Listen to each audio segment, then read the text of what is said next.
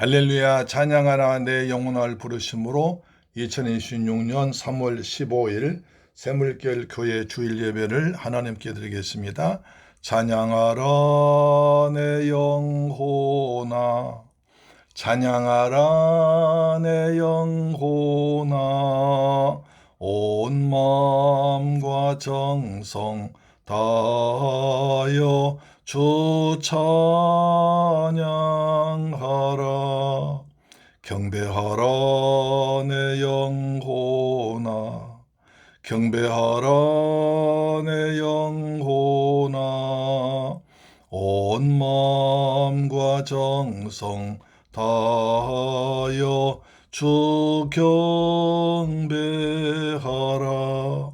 감사하라 내 영혼아, 감사하라 내 영혼아, 온 마음과 정성 다하여 주 감사하라.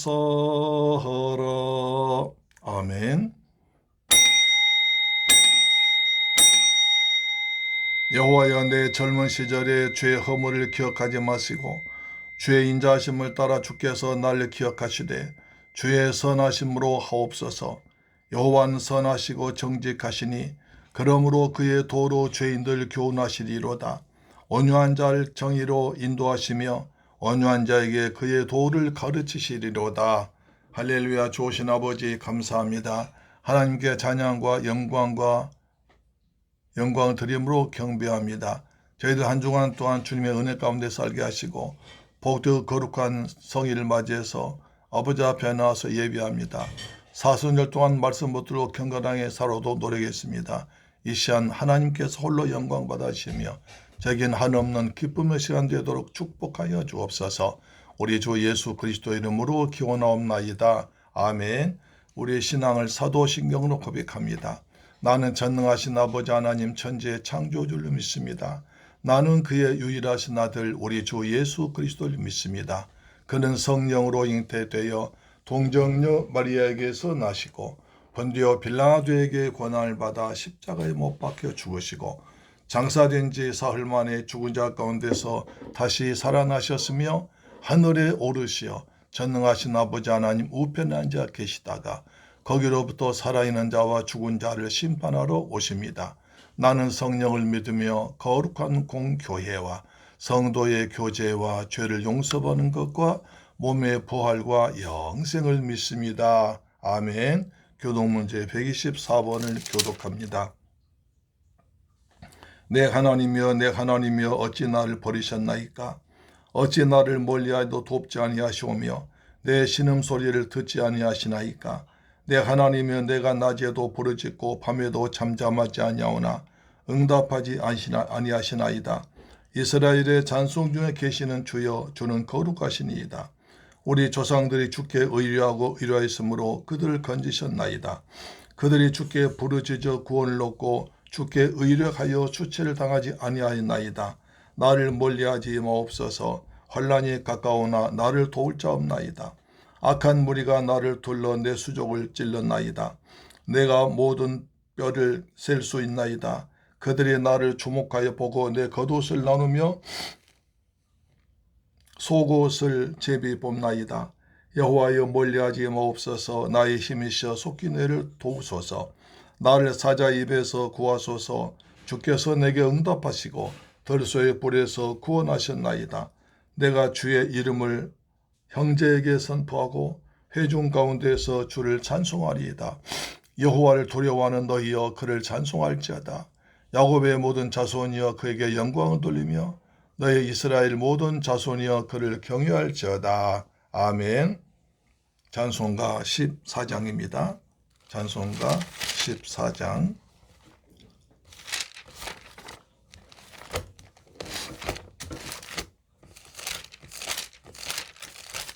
주 우리 하나님,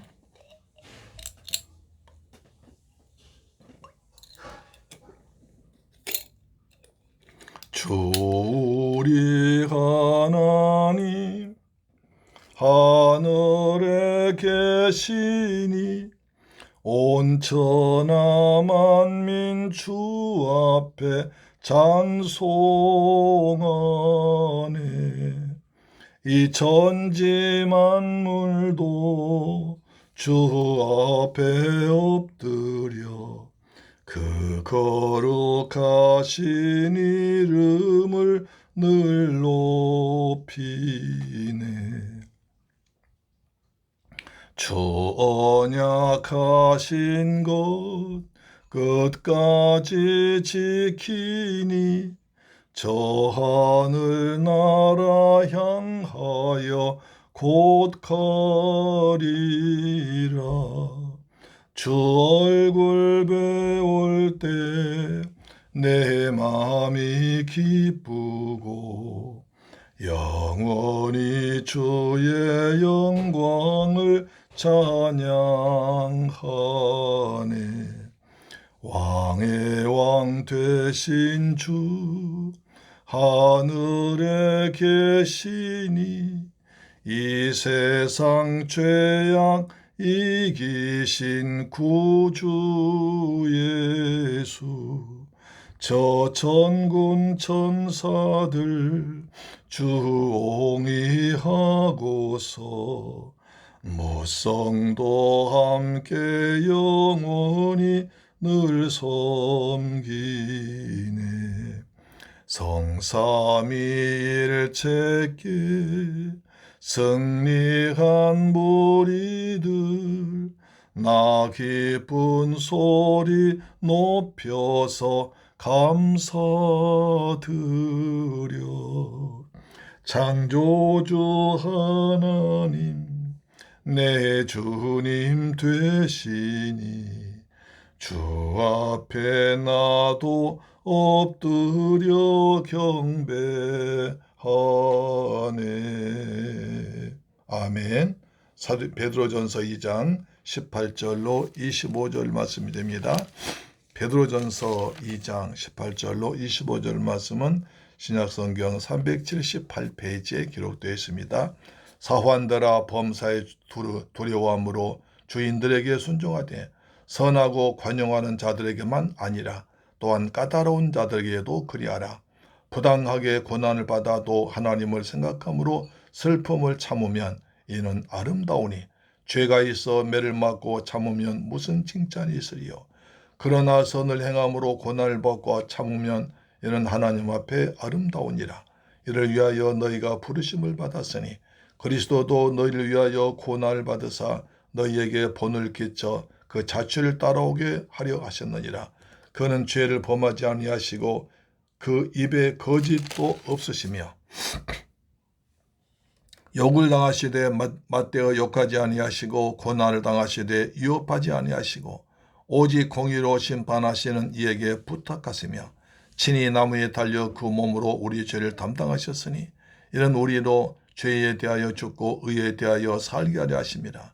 그가 채찍에 맞음으로 너희는 나음을 얻었나니 너희가 전에는 양과 같이 길을 잃었더니 이제는 너희 영혼의 목자와 감독 되신 이에게 돌아왔느니라. 할렐루야. 사랑하는 샘물교회 가족 여러분, 그리고 우리 방송 청취자 여러분, 한 주간 동안 주님의 은혜 가운데서 평안하게 잘 지냈었습니까? 따스한 봄이 오든가 싶더니 지난 며칠간은 제법 추운 날도 너무 많았습니다. 그래도 우리가 기다리던 봄이 와서 개나리가 곧 노란 엿보를 보여줄 것 같고 진달래꽃도 피어날 준비가 마친 것 같습니다. 산수유도 목련도 그리고 민들레도 화사하게 피어날 것 같습니다. 차가운 겨울 같은 고난을 잘 참고 지나온 사람들에게 우리 인생의 아름다운 봄날도 올 줄 믿습니다. 성경에 고난이라는 단어가 대략 110번 정도 나오는데 베드로 전서에만 17번 나옵니다. 베드로 전서가 불과 5장의 짧은 서신이란 사실을 고려하면 성경에서 고난이라는 단어가 가장 많이 나오는 책이 바로 베드로 전서인 것입니다. 그러므로 베드로 전서의 주제는 한마디로 고난입니다. 성경학자들은 베드로 전서의 기록 시기를 베드로가 순교하기 직전 악명 높은 폭군 네로 황제 박해 시기인 주후 64년경으로 추천합니다. 네로 황제는 기원 후 64년에 일어난 로마 대화재 사건으로 인해서 흉흉해진 민심을 수습하려고 그리스도인들을 희생양으로 삼아 심한 핍박을 했습니다. 베드로는 그런 큰 고난의 시기에 그리스도인들이 어떻게 살아야 하는가에 대해서 권면하고 있는 것입니다. 로마에서는 황제를 주 하나님으로 우상처럼 숭배했는데 그리스도인들이 이것을 거부하고 로마 법에 의해서 십자가에 달려 죽은 예수를 주 하나님으로 믿고 부르는 것은 그 로마 황제에 대한 도전으로 여겨지기도 했습니다. 그래서 그리스도인들을 잡아다 죽이기도 하고 감옥에 집어넣고 원형 경기장에서 맹수와 싸우다 죽게 했고 재산을 몰수하거나 해외로 추방하기도 했습니다. 로마는 기독교에 대한 적대적인 핍박을 심하게 진행하다가 그리스도인들이 도덕적 윤리적인 문제로 사회의 비방거리가 되면 그것을 핑계로 더 큰 핍박을 당할 수도 있었습니다. 그런 상황에서 베드로는 성도들이 그리스도 예수에 대한 복음의 도리를 믿음으로 지키면서도 사회의 질서를 지키는 착한 행실도 필요한 것으로 보았습니다. 그래서 지난 시간에 본 바와 같이 베드로전서 2장 7절에 무사람을 공경하며 형제를 사랑하며 하나님을 두려워하며 왕을 존대하라고 했던 것입니다. 어쩌면 베드로전서의 상황은 오늘날 한국 기독교가 처한 현실과도 유사합니다. 요즘은 그 어느 때보다도 우리 사회가 기독교에 대해서 호의적이지 않고 심지어 적대적 이익까지 합니다. 그러므로 이 시대를 살아간 우리는 베드로전서 말씀을 더욱 잘 새겨드려야 할 것입니다. 그런데 오늘 말씀은 자칫 우리와 관계없는 말씀으로 오해하기 쉽습니다. 왜냐하면 그 대상이 사환들이기 때문입니다. 여기서 사환드라로 번역된 헬라어 오이케타이를 정의 성경은 서번트로 번역했고 성경에 기록된 시절의 느낌을 확실히 살리려면 종이나 노예라고 불러야 됩니다. 그래서 2장 18절부터 25절은 노예에 대한 말씀으로 시작해서 그리스도인들에 대한 고난에 대한 말씀으로 이어집니다. 노예들은 까다로운 주인에게 부당하게 받는 고난에도 순종하라고 말씀하십니다. 베드로 사도가 이렇게 말씀한 그 이유가 무엇일까요? 첫째, 까다로운 주인들에게도 순종하라고 합니다. 베드로전서 2장 18절입니다. 사환들아 범사에 두려워함으로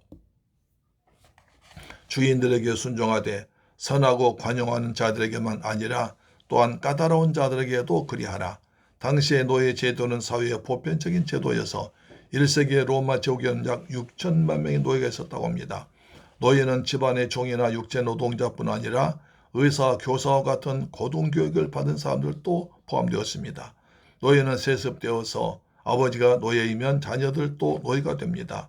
초기 로마법에 노예는 아무런 권리가 없고 소지품일 뿐이며 사실상 주인 마음대로 다룰 수 있다는 내용도 있었다고 합니다. 이처럼 노예는 물건이나 짐승처럼 취급되어 사고 팔기도 했는데 하나님의 창조 질서에는 전혀 맞지 않았습니다. 어떤 사람이 자기 자신과 가족을 더 이상 돌볼 수 없는 경제적 파산 지경에 이르렀을 때, 또 가족을 더 이상 돌볼 수 없는 경제판이일 때, 큰 자연재해를 당했을 때 마지막으로 자기를 노예로 팔아서 가족들의 생계 문제를 해결했습니다. 전쟁에 졌을 때도 포로 잡혀가 노예가 되었습니다.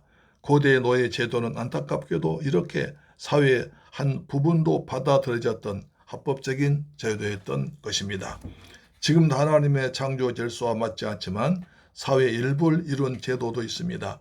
우리 사회는 노예 제도처럼 사람을 돈으로 사고팔지는 않지만 삶의 가장 기본적인 요소인 시간과 재능과 지식을 돈으로 사고팔아 생활을 유지하는 수단으로 사용되고 있습니다. 이로 인해서 많은 사회 병리 현상이 나타나서 사람의 인격이나 됨됨이보다 물질이 더 우선하게 되기도 합니다. 오늘 본문은 이러한 세상 속에서 그리스도인이 어떻게 살아야 하는가에 대해서 말씀하는 것입니다. 초기 기독교의 구성원 중에서 노예 계급에 속한 이들이 교회 안으로 많이 들어온 이유는 모든 사람이 신분의 차별 없이 하나님 백성이라는 메시지가 그들의 마음을 위로해 주었기 때문입니다. 그들은 서로 대립한 두 세계에 겹쳐 있었습니다. 한 세계는 예수 그리스도 안에서 주어진 평등한 세계이고 다른 하나는 로마 질서 안에서 겪는 불평등한 세계입니다. 교회에 왔을 때는 자신들이 하나님의 형상으로 창조되고 구원받은 하나님의 자녀요 왕같은 제사장이란 말씀을 듣고 기뻐할 수 있었으나 교회 밖에 나가면 말한 짐승이란 비참한 노예 신세를 면할 수 없었던 것입니다. 이런 시대적 상황을 소소하게 알고 있던 교회 지도자들은 노예 그리스도인들에게 여러분 자유를 얻기 위해서 이스라엘 백성들이 출애굽했듯이 노예 주인로부터 도망가서 자유롭게 살라고 권고해야 될까요?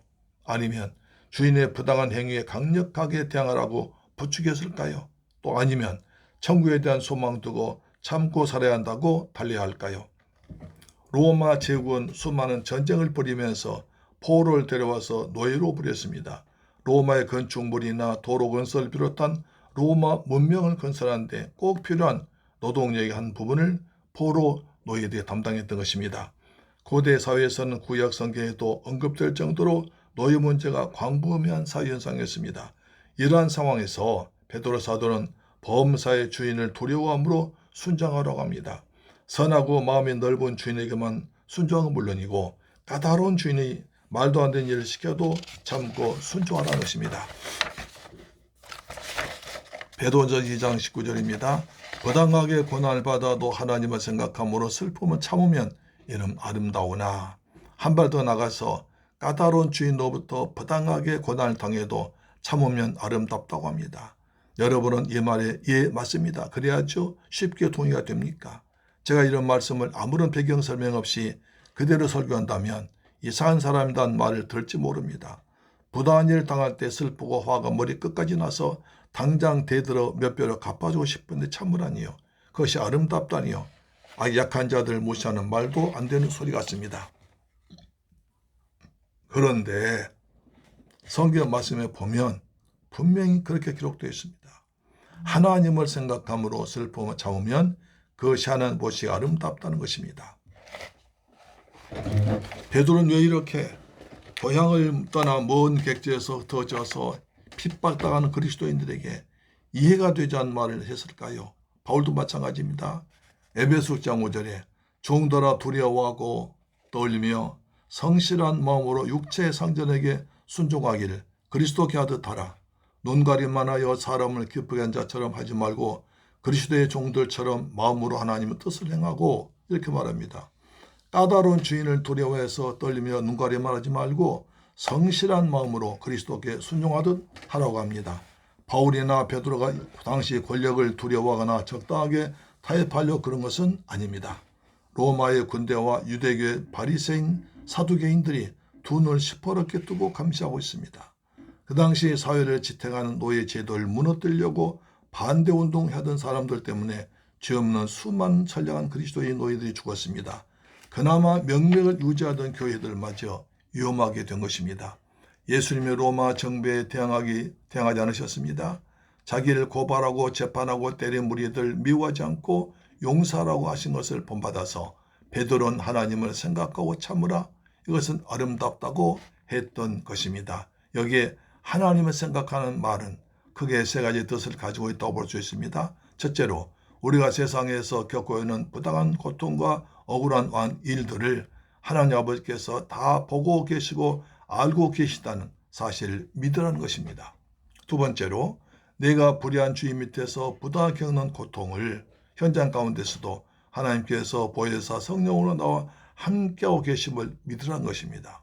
세 번째로 불의한 주인 아래에서 부당하게 겪는 고통과 시련의 상황을 결국 심판자 하나님께서 공의로 갚아주실 것을 기억하는 것입니다. 사실 부당한 일을 당하면서도 참고 선행한다는 것은 얼마나 힘든 일입니까? 때론 남몰래 눈물도 훔치고 답답한 마음의 한숨도 끊임없이 나옵니다. 그래서 베드로는 성도가 까다로운 주인을 잘못 만나서 부당한 일을 당해 억울한 일을 당해도 하나님께서 우리가 겪고 있는 부당한 고난을 다 알고 계시니까 참고 끝까지 선행하는 모습이 하나님 보실 때 아름답다고 19절과 20절 두 절이나 강조한 것입니다. 여기서 아름답다는 말은 하나님이 귀하게 보신다는 뜻입니다. 허물과 죄로 죽었던 인생이 하나님 앞에서 귀하고 아름답게 비춰줄 수 있다는 것이 얼마나 복됩니까? 하나님께서 보실 때 내가 나를 닮아서 참 귀한 삶을 살아가는구나 인정할 수 있다면 그보다 더 복된 인생이 또 어디 있겠습니까? 살아계신 하나님인 지금도 불꽃 같은 눈동자로 감찰하시고 성도와 함께 하셔서 지켜주시고 말씀으로 세상을 다스리고 계심을 믿었기 때문입니다. 주님 오실 날이 멀지 않는데 성도들이 썩어져갈 세상 일에 시시비비하다가 우리의 삶에서 정말 소중한 기도와 말씀을 놓쳐버린 삶의 태도가 지혜롭다는 것은 사실을 말씀을 놓치지 않는 삶의 태도가 지혜롭다는 것을 강조한 것입니다. 사랑하는 새물교회 가족 여러분, 그리고 방송 청취자 여러분, 예수님께서는 마태복음 5장에서 너희는 모든 사람을 사랑하되 끝까지 원수까지도 사랑하라 하셨습니다. 바울은 로마서 12장 14절에 너희를 박해한 자들 축복하라, 축복하고 저주하지 말라고 했습니다. 야고보는 야고보 5장 13절에 너희 중에 고난당한 자 있느냐 저는 기도할 것이라고 했습니다. 이를 더해서 예수 믿지 않은 주인이 까다롭다고 그만두면 자기 마음에 딱 드는 좋은 직장은 구하기가 쉽지 않을 것입니다. 까다로운 사람이 준 고난을 통해서 나 자신을 되돌아보고 나의 부족함을 채워나간다면 내가 더 발전하고 성숙해 나갈 것입니다. 까다로운 주인이 부당하게 고난을 주면 슬픈 일이지만 거기에서 하나님을 생각하고 참으면서 착한 행실을 보이면서 기도하면 주인에게 복음을 전할 기회가 올 것입니다. 부당한 고난을 당할 때 주인만 생각하여 원한 품지 말고 하나님을 생각하고 참는 것이 아름답다고 합니다. 예수님을 생각하면 예수의 마음을 이해하게 되고 예수님을 닮게 됩니다. 선으로 악을 이기는 하나님 모시 아름다운 삶을 살기를 주의 이름으로 축복합니다. 두 번째, 죄를 지어 당하는 고난이 있습니다. 베드로전서 2장 20절입니다. 죄가 있어 매를 맞고 참으면 무슨 칭찬이 있으리요.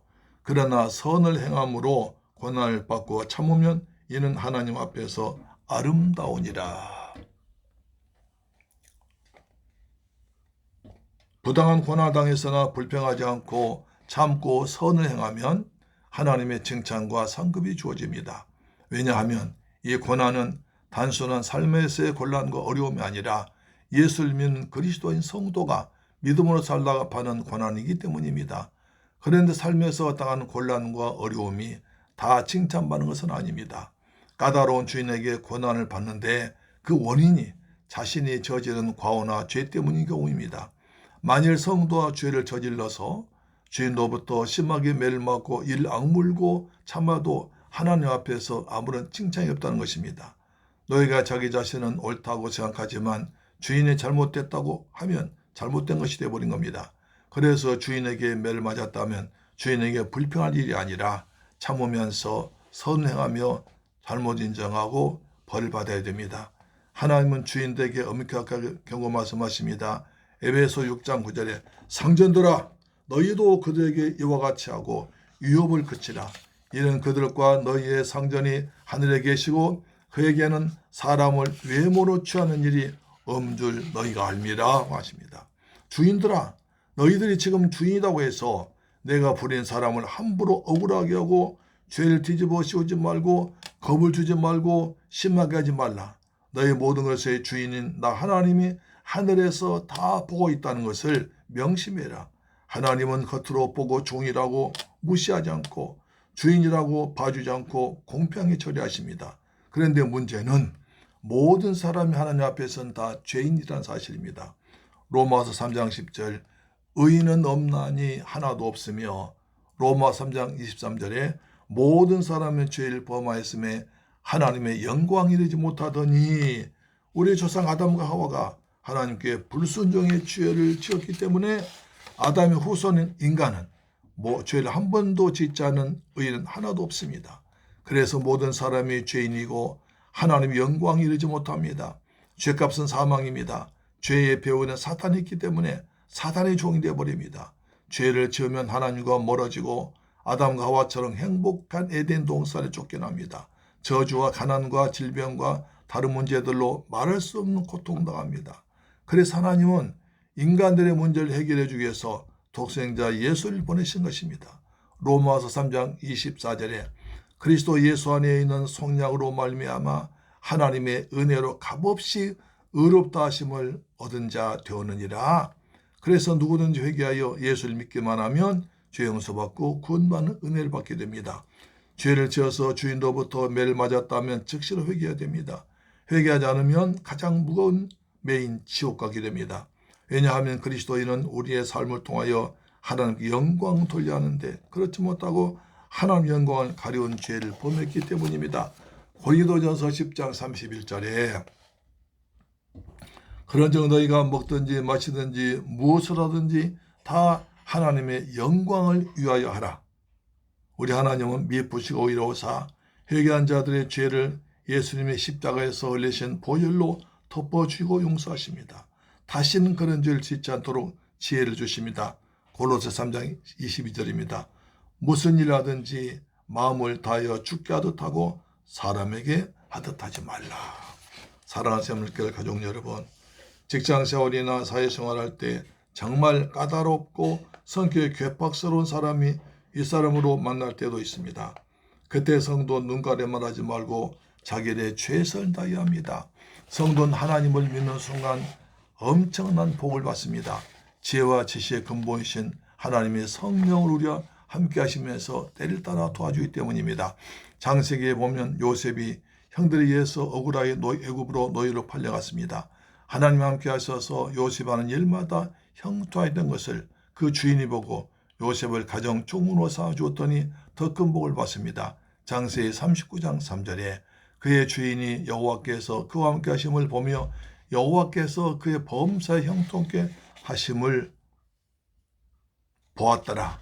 요셉은 부당한 대우를 받았지만 불평하지 않고 하나님을 굳게 믿음으로 살았을 때 하나님 범사에 형통케 하셨습니다. 사도 베드로는 노예로 살아간 그리스도인들에게 그들은 표현적으로는 인간 주인의 종이지만 궁극적으로는 그들이 하나님의 종임을 강조합니다. 따라서 인간 주인에게 잘 보여주기 위해서 선행하는 것이 아니라 저렇게 살아가는 것이 참 주인이신 하나님 아버지 앞에서 귀한 삶이기 때문에 선을 행하며 살라고 했던 것입니다. 어려운 시험과 고난 가운데서도 내 삶의 참 주인이신 하나님을 항상 우리 앞에 모신 태도와 자세로 주님이 칭찬하실 많은 선행하며 그분께 영광 돌리는 여러분 되기를 주 예수님 이름으로 축복합니다. 세 번째, 예수의 고난을 따르라고 하십니다. 베드로전서 2장 21절에 이를 위하여 너희가 부르심을 받았으니 그리스도도 너희를 위하여 고난을 받으사 너희에게 본을 끼쳐 그 자취를 따라오게 하려 하셨느니라.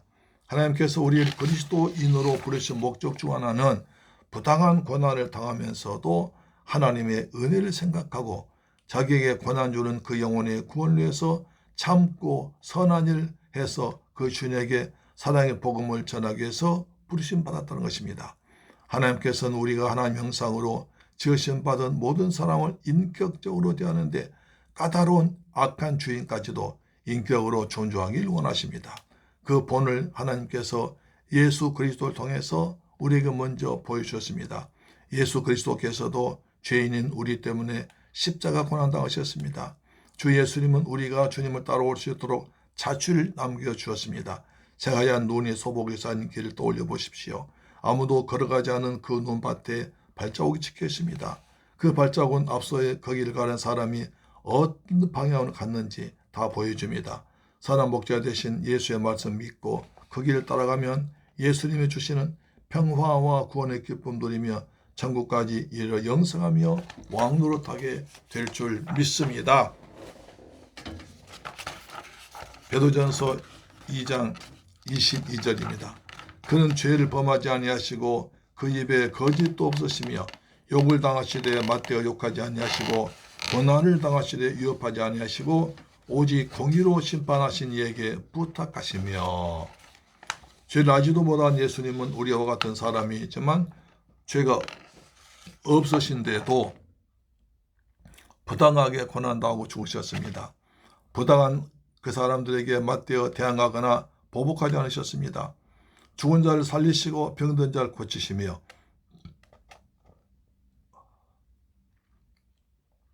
바다와 폭풍도 잠잠케 하시는 예수께서 자기를 모함해 죽이려는 자들에게 아무런 대항도 벌도 내리지 않으셨습니다. 그것은 힘이 없기 때문이 아니라 죄인인 우리를 구원해 주기 위해서입니다. 베드로전서 2장 24절입니다. 친히 나무에 달려 그 몸으로 우리 죄를 담당하셨으니 이는 우리로 죄에 대하여 죽고 의에 대하여 살게 하려 하심이라.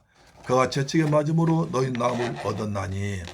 예수께서 십자가에서 고난당해 죽으심은 우리를 죄로부터 자유롭게 했습니다. 우리로 죄에 대해서는 죽고 의에 대해서 살게 하셨습니다. 이 말씀의 의미는 우리가 더 이상 죄의 요구에 순응하지 않을 수 있게 됐다는 것입니다. 불의한 자에게 보복하거나 죄에 대항하지 않아도 되며 오히려 용서와 사랑으로 참을 수 있게 했습니다. 몸이 아픈 분들에게 아주 기쁘고 반가운 소식이 있습니다. 24절 말씀을 매일 읽고 믿음으로 선포하면 믿음대로 낫게 된다는 것입니다. 어느 분의 간증을 들어보니까 몸이 아파서 병원에 가보니까 병이 너무 심하게 들어 현대 의학으로는 고치지 못한다는 것이었습니다. 실망하고 집에 돌아와서 성경에 있다가 오늘의 말씀을 읽게 되었습니다. 그가 채찍에 맞음으로 너희가 나음을 얻었나니. 이 말씀은 큰 소리로 선포하기 시작했습니다. 예수님의 채찍에 맞으셨으므로 내 병이 나았다. 예수님의 채찍에 맞으셔서 내 병이 나았다. 누가 보면 미쳤다고 할 것 같지만 그 사람 뭔가에 미치야 이루어집니다. 실제로 이 병에 나아서 하나님께 영광 돌렸다고 합니다. 의사 고치지 못한 병도 믿음으로 낫게 된 것입니다.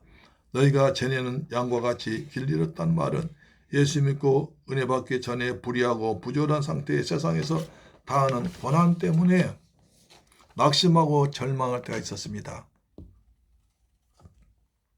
불의한 자가 잘 되고 착하게 선하게 사는 자는 어렵게 사는 일이 많아서 어느 것이 옳은 것인지 어떻게 살아야 할지 길을 잃을 때도 있습니다. 그러나 이제는 그런 일에 절망할 필요가 없습니다. 우리를 위해서 대신 고난당하시고 죽기까지 하신 예수님께서 우리들의 영혼의 목자가 되시고 감독이 되셔서 일마다 때마다 보혜사 성령으로 함께 하셔서 진리의 길로 인도하시기 때문입니다. 이제는 그 불의와 부조리함에 어떻게 대처하는지 참을 이유와 힘을 얻었기 때문입니다.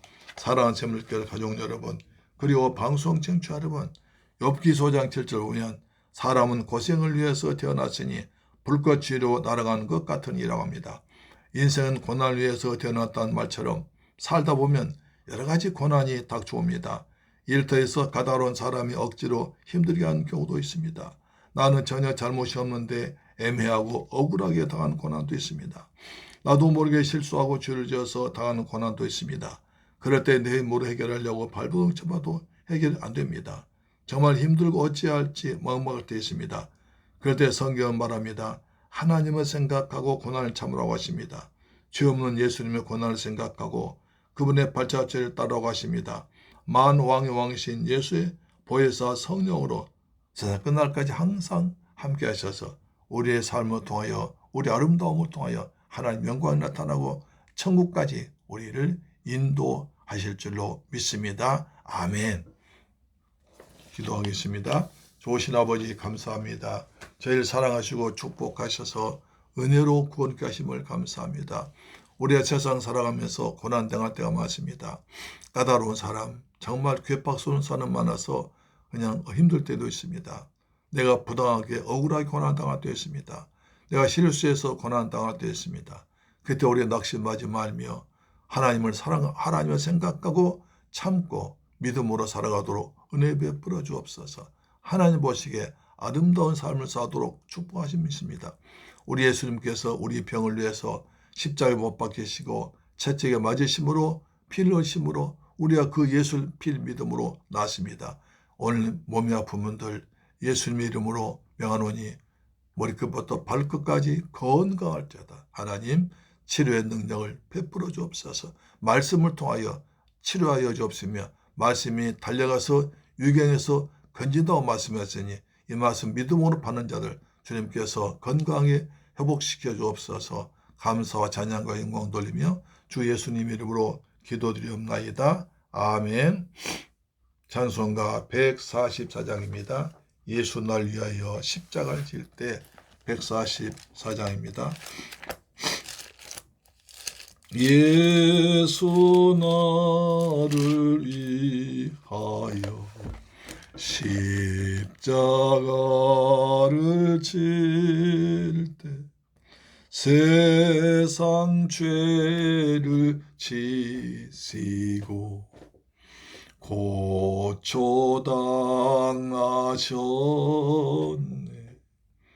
예수님 예수님 나의 죄 위하여 보배 피를 흘리니 죄인 받으소서. 십자가를 지심은 무슨 죄가 있나. 저무지한 사람들 메시아 죽였네. 예수님 나의 죄 위하여 보배 피를 흘리니 죄인 받으소서. 피와 같이 붉은 죄 없는 이가 없네. 십자가의 공로로 눈과 같이 되네. 예수님 나의 죄 위하여 보배 피를 흘리니 죄인 받으소서. 아름답다 예수여 나의 좋은 친구. 예수 공로 아니면 영원 형벌 받네. 예수님 나의 죄 위하여 보배 피를 흘리니 죄인 받으소서. 아멘. 조신의 아버지 감사합니다. 저희가 부족한 죄들 위해서 우리 주님께서 고난당하시고 십자가에서 피 흘리시고 채찍에 맞으시고 모욕과 멸시를 당하셨습니다. 주님께서 우리를 대신해서 멸시와 조롱당하시고 피 흘려 죽으심으로 저희들이 구원받았습니다. 하나님의 은혜로 구원받았습니다. 예수 그리스도를 믿음을 통해서 구원받았습니다.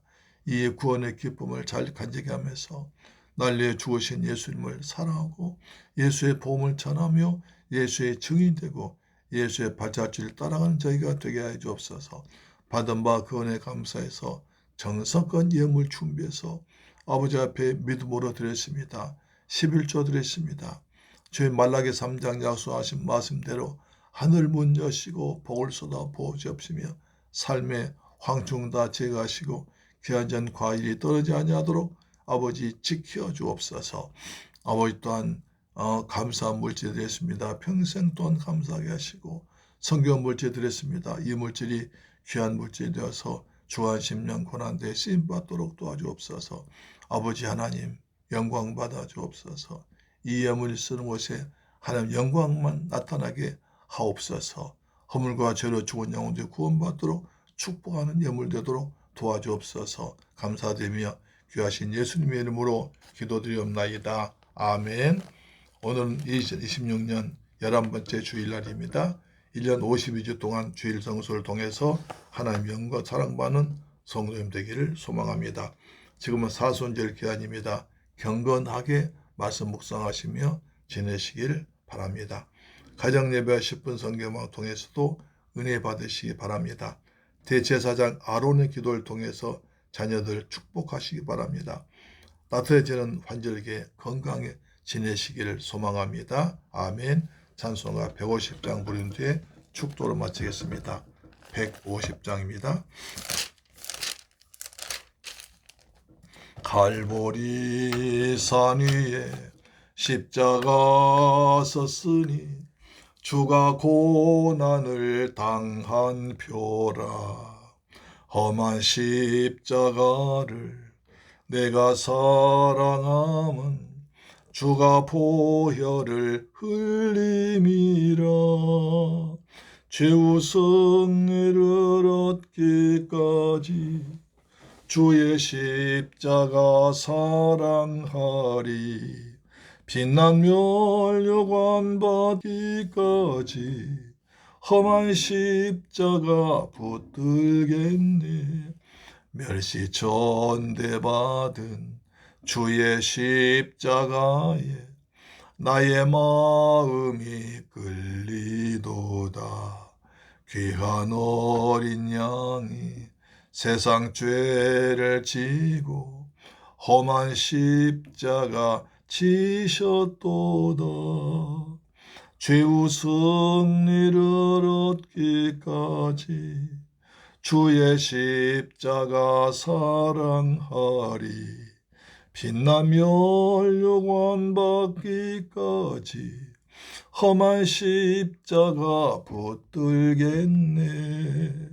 주님 예비하신 나의 본향집에 나를 부르실 그날에는 영광 중에 계신 우리 주와 함께 내가 죽도록 충성하리. 최후 승리를 얻기까지 주의 십자가 사랑하리. 빛난 멸류관 받기까지 험한 십자가 붙들겠네. 아멘. 축도로 마칩니다. 지금은 나 같은 죄인을 구하기 위해서 십자가에서 몸짓고 피 흘려 죽었다가 부활하시고 심판주로 다시 오실 우리 주 예수 그리스도의 은혜와 독생자까지 죽게 하신 아버지 하나님의 크신 사랑과 보혜사 성령님 인도 충만 역사 교통하심이지 오늘 귀한 말씀 받고 고난을 참으며 고난 중에 아름답게 보이는 삶을 살며 믿음으로 살기로 다짐하더라고.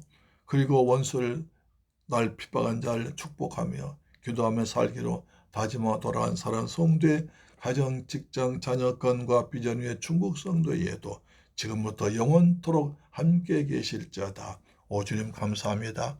고난주간 사순절 기간 동안에도 믿음으로 살게 하심을 감사합니다. 날마다 말씀 붙들어 기도하며 은혜 가운데 살게 하심을 감사합니다. 세상에 소망을 두지 않고 하나님께 소망을 두어 살게 하심을 감사합니다. 가정마다 평안함을 주옵소서. 자녀들 축복해 주옵소서. 하나님을 잘 믿는 하나님의 군사들 되기를 원합니다. 사회에서 머리가 되기를 원합니다.